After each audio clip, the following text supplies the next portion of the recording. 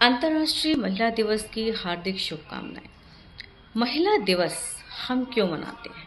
सबसे बड़ा प्रश्न ये आता है कि हम महिला दिवस क्यों मनाते हैं।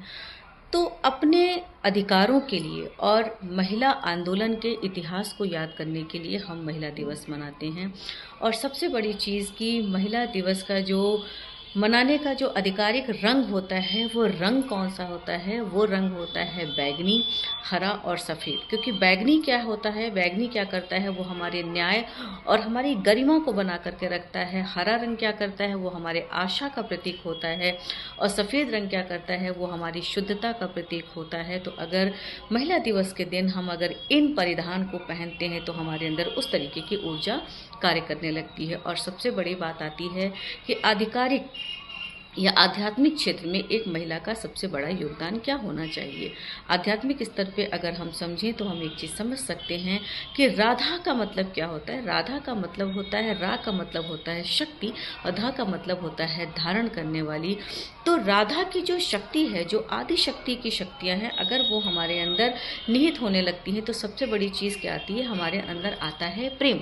और प्रेम की शक्ति एक ऐसी शक्ति होती है जिससे एक स्त्री अपने पूरे परिवार के लिए, समाज के लिए, पूरे ब्रह्मांड के लिए एक धुरी बन करके कार्य करती है। और जब एक स्त्री धुरी बन करके काम करती है तो उसके अंदर सबसे बड़ी चीज़ आती है एक स्त्री होने की भावना। जो उस स्त्री की भावना होती है उसके अंदर एक महास्त्री की भावना आती है। इसलिए कहा जाता है कि आपके भीतर जो एक मातृत्व गुण है, जब आपके अंदर एक मातृत्व गुण आता है, आपके अंदर एक सशक्तता आ जाती है। क्योंकि कहा जाता है कि एक माँ अपने बच्चे के लिए एक योद्धा भी बन जाती है। तो हमारे अंदर हर तरीके का गुण होता है।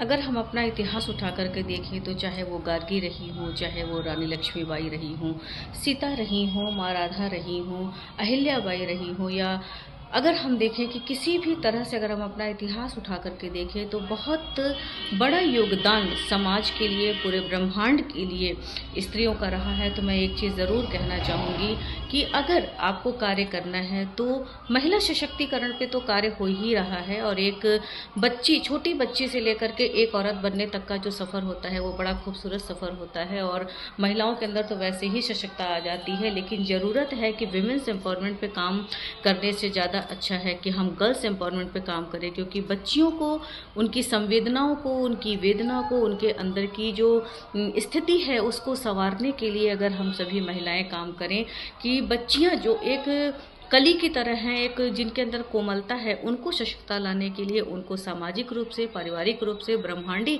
स्तर पे हर तरह की शक्तियों से उनको अवगत कराना।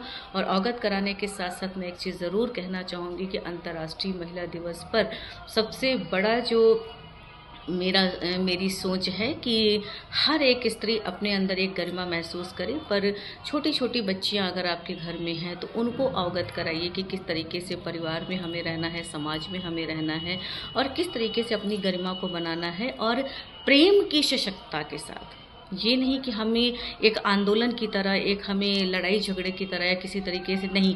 हर एक स्त्री के अंदर जब उसके अंदर एक पारदर्शिता होती है और उसको एक चीज़ समझाने की कोशिश करनी है कि हमारे भीतर जब प्रेम की सशक्तता आएगी और प्रेम से हम पूरी दुनिया को जीत सकते हैं, पूरे विश्व को जीत सकते हैं, पूरे ब्रह्मांड को जीत सकते हैं। क्योंकि राधा का मतलब ही प्रेम होता है। और जब आप प्रेम से किसी को जीतते हैं तो आप पूरे ब्रह्मांड को जीतने की ताकत रहते हैं।